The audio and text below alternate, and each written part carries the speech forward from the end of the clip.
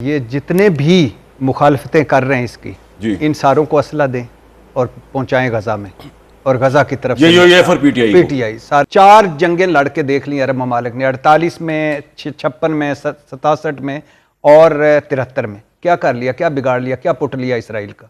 हर बात में इसराइल को तस्लीम कर रहे हैं हम। ओ भाई, कौन कर रहा है इसराइल को तस्लीम? मेरे ख्याल में आपके बहुत तजिए सुने हैं, लेकिन इतना एब्सर्ड और इतनी लूज लैंग्वेज के साथ ये तजिया मैंने आज पहली दफ़ा सुना है। आपका एनालिसिस क्या है? भाई, पहला मेरा तो तजिया ये है कि ये जितने भी मुखालफतें कर रहे हैं इसकी, इन सारों को असला दें और पहुंचाएं गजा में, और गजा की तरफ पीटीआई सारे इनको कहें कि जाके लड़ें। इधर खून गरमाने की बजाय, बाहर इजलास में असम्बलियाँ लगाने की बजाय वहाँ जाके जाएं। और दूसरा, अगर इतना नहीं कर सकते तो कम अज़ कम इतना कर लें कि इनको रोटियाँ दें, दवाइयाँ दें, राशन दें, और कहें कि वहाँ पहुँचा के आ जाएं, हम आपकी बात मान लेते हैं। ये गिर गया फोन। एक तीसरी बात मुझे अजीब सी, जो मुखालफत कर रहे हैं, हाँ, और तीसरी बात मुझे एक अजीब सी लगती है कि नेतन्याहू साहब भी तहफ़्फ़ुज़ात का इज़हार कर रहे हैं, इसराइली वज़ीर ख़ज़ाना भी मुस्तरद कर रहा है, JUIF भी मुस्तरद कर रहा है, और PTI भी मुस्तरद कर रहा है। हैरान क्यों उनकी बात। और मैं आपके तस्वीर बड़ा हैरान हूं, खुश भी हूं कि माशाल्लाह भाई रास्त पर आए। हाँ, नहीं, यानी मैं भी पहली दफा मुझे हैरानी है। मैं बड़ा परेशान हूं कि आपको आज मैं दूंगा टफ टाइम।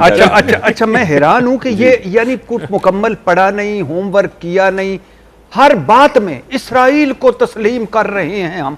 ओ भाई, कौन कर रहा है इसराइल को तस्लीम? बंद हो गया। जब इसराइल को तस्लीम करने की बारी आई तो हम आपके साथ खड़े होंगे। पहली बात यह है कि ये अभी फार्मूला है, अभी प्रपोजल है, अभी बहुत सारी तब्दीलियां इसमें आ सकती हैं। दूसरी बात है, मुमकिन है ये फार्मूला किसी डेडलॉक का शिकार हो जाए, कोई रुकावट आ जाए, कोई मामला लटक जाए, कोई फरीक ना माने। तीसरा, ये फार्मूला अगर कोई कहे कि आइडियल है, नहीं है, काबिल तारीफ है, नहीं है, और बिलाशुबा इस फार्मूले में अभी बड़े इबाम हैं, बड़े इफ्स एंड बट्स हैं, बिलाशुबा अभी बड़े मरहले बाकी हैं। लेकिन ऑप्शन क्या है? ऑप्शन बताएं। ऑप्शन 4 जंगें लड़ के देख ली अरब ममालिक ने, 48 में, 56 में, 67 में और 73 में। क्या कर लिया, क्या बिगाड़ लिया, क्या पुट लिया इसराइल का? फिर 7 अक्टूबर से अब तक 70,000 शहीद हो चुके हैं, हज़ारों माजूर हो चुके हैं, हज़ारों जख्मी हो चुके हैं, गजा खंडर बन गया, कब्रिस्तान बन गया, लाखों भूखे प्यासे खुले आसमान तले PTI और JUIF वालों को पुकार रहे हैं। ये जान ही रहे ना, ये कुछ आपने क्या कर लिया, क्या पुट लिया?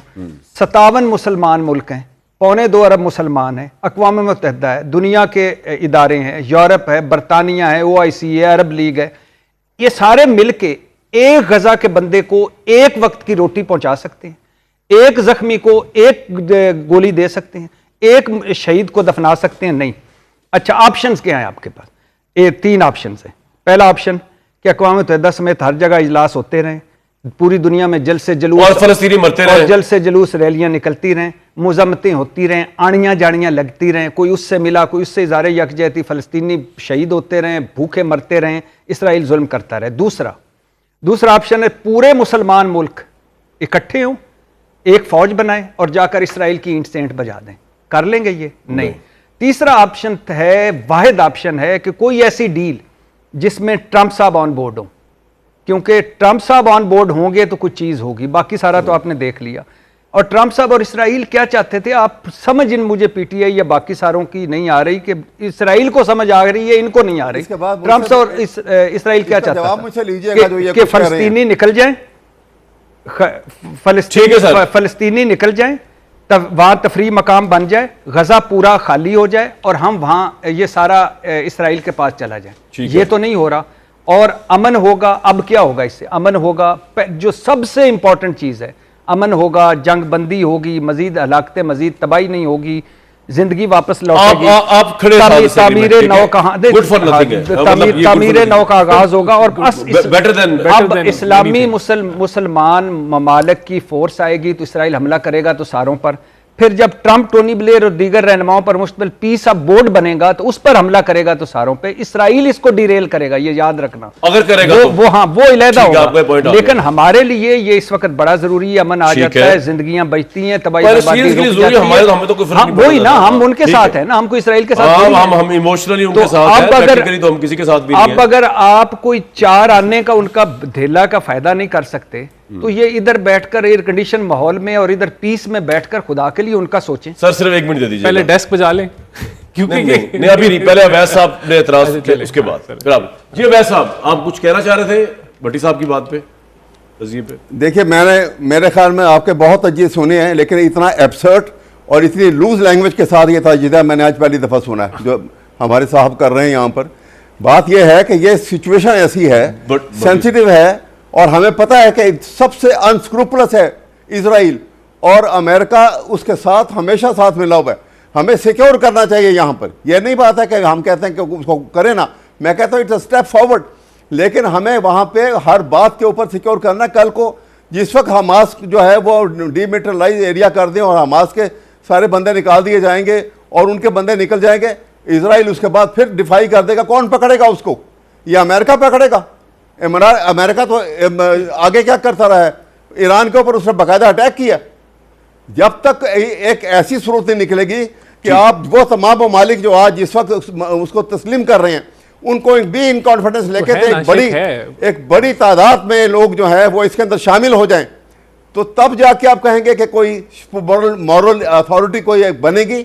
वरना अगर ये चार मुल्कों के साथ और पाकिस्तान के साथ मिलके जो ये साहब बात कर रहे हैं और साथ पीटीआई को जो है मूर्त इल्ज़ाम जिस अंदाज में जिस जुबान में ठहरा रहे हैं, वो तो नफरतों से बातें नहीं बनती हैं। नफरतों से ना आप किसी नतीजे पे पहुंच सकते हैं। नफरत जो है वो इंसान के सोच को ऊपर पाबंदी लगा देती है, उसको खत्म कर देती है। यहाँ बात पीटीआई की नहीं है, इन साहब का नाम है इरशाद भट्टी साहब, वो लोग हैं एक आजाद तजिया। ठीक सर, बिल्कुल ठीक है, बिल्कुल ठीक है सर। तो पॉइंट आ गया आपका, जो पॉइंट राणा साहब उन्होंने उठाए। और दूसरा मेरा अहम तरीन सवाल ये आपसे कि क्या पाकिस्तान भी अपनी फोर्स वहाँ पे भेजने का इरादा रखता है, पीस फोर्स?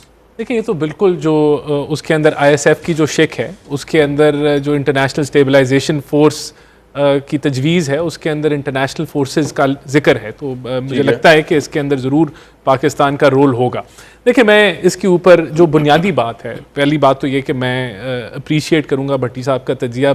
मेरे ख्याल से मेरी सियासी ज़िंदगी में कम ही हुआ है कि मैं इत्तेफाक करूं भट्टी साहब से। अगर अवैध साहब डिसएग्री कर रहे हैं तो आप तो इत्तेफाक करेंगे इनसे? नहीं, अवैध साहब ने पता नहीं क्या सुना है, इन्होंने मेरे ख्याल से तो कोई ऐसी बात नहीं की। बात सारी इन्होंने जेन्युइन की है। देखें, बड़ी बुनियादी बात क्या है, इजराइल तो ग्रेटर इजराइल की बात कर रहा था ना, कि वो तो अपनी इस हदूद से भी बढ़ना चाहता था। तो ये अगर मुआहदा इम्प्लीमेंट हो जाता है तो ग्रेटर इजराइल तो दफन होगा। नंबर 2, देखें, जो बर्बरियत, कत्लो गारत का सिलसिला था वो रुक जाएगा, सीज फायर हो जाएगा। दूसरा, आप फेज्ड विड्रॉल की तरफ जाएंगे, फिर हॉस्टेज एक्सचेंज होगा और आप ट्रांजिशनल गवर्नमेंट की तरफ जाएंगे।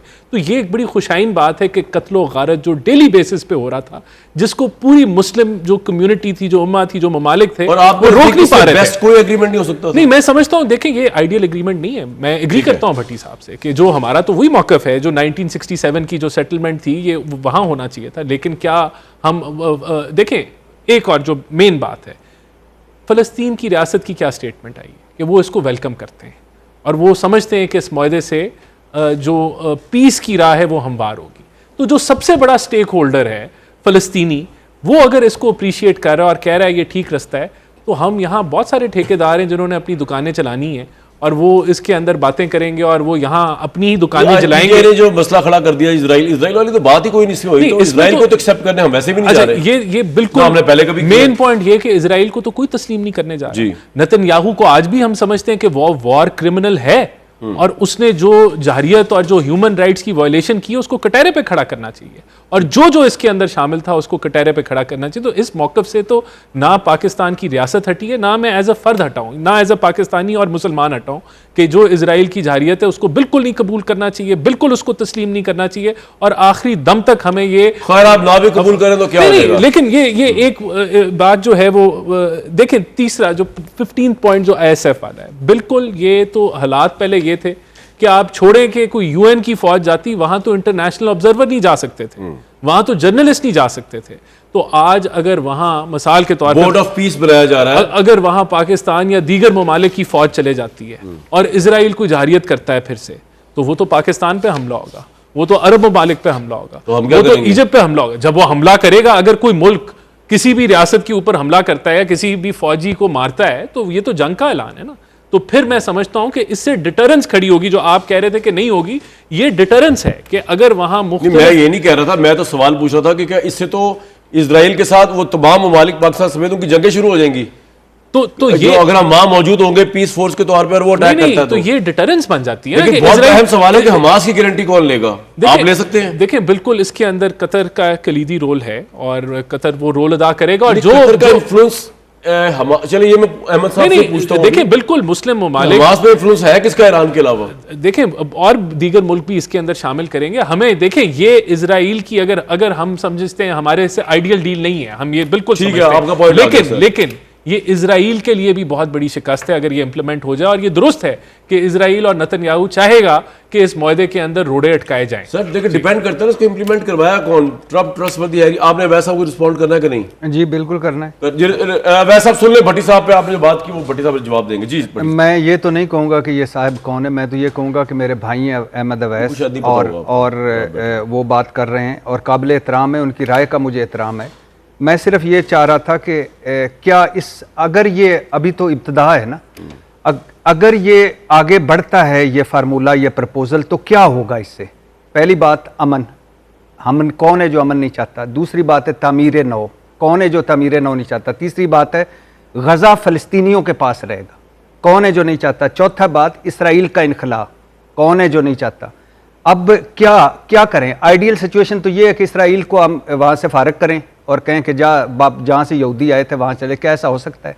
देखिए इसराइल का अगर आपने मुकाबला करना है मुस्लिम दुनिया को, तो मजबूत दिफा, मजबूत मईशत और साइंस और इल्म। आप आज हम बात तो सारे कर रहे हैं, क्या वजह क्विकली है? समय ब्रेक लेनी है। क्या वजह है कि आइंस्टाइन भी यहूदी है, सेगमेंट फ्राइड भी यहूदी है, कार्ल मार्क्स भी यहूदी है, और हर दूसरी लेकिन इसमें तहकीक फलस्तीनियों का कसूर तो कोई और नहीं, हर उनको मार पड़े नहीं इस वजह से। मुसलमानों की पूरे ठीक है। मुसलमानों की, अरब मुल्कों की, सारों की। नहीं, ये लेकिन जारियत का राइट ही देता है इजराइल को फिर भी। नहीं देता भाई, लेकिन आपने जारियत को तो रोकना भी तो है ना। हाँ। तो हर तहकीक और हर इजाद के पीछे वो ये है। बात तो आपका ठीक है। बात ये है कि हम इस वक्त, ये दुनिया ताकतवरों की है, जिसकी लाठी उसकी भैंस, तो हम कमजोर हैं इस वक्त, कमजोर विकेट पे हैं। अमन आ रहा है तो उसे खुश आमदेद पॉइंट आपका आ गया।